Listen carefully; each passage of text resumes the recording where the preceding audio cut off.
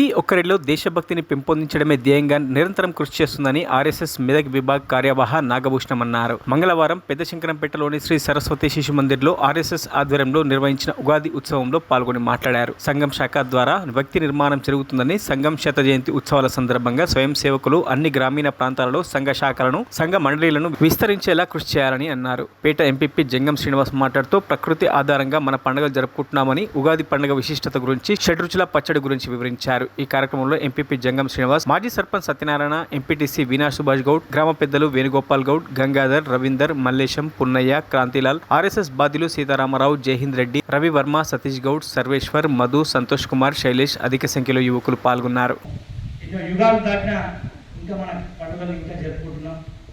అదే మన హిందుత్వం యొక్క భారతదేశం యొక్క గొప్పతనం.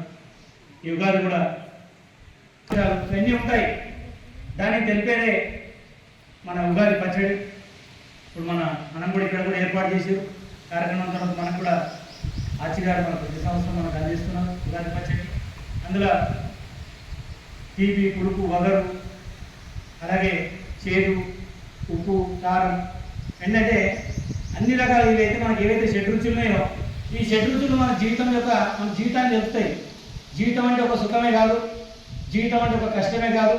జీవితంలో ఈ 6 రకాల ఏవైతే రుచులు ఉంటాయో మన జీవితం కూడా అట్లనే ఉంటుంది అనేది మనకు ముందు ఫస్ట్ మనకు మొదటి రోజు ఏదైతే మన తెలుగు నూతన సంవత్సరం ఉందో, ఈ సంవత్సరం రోజు మన పూర్వీకులు మనకు తెలిపారు. మరిన్ని అప్డేట్స్ కోసం మా ఛానల్ని సబ్స్క్రైబ్ చేయండి.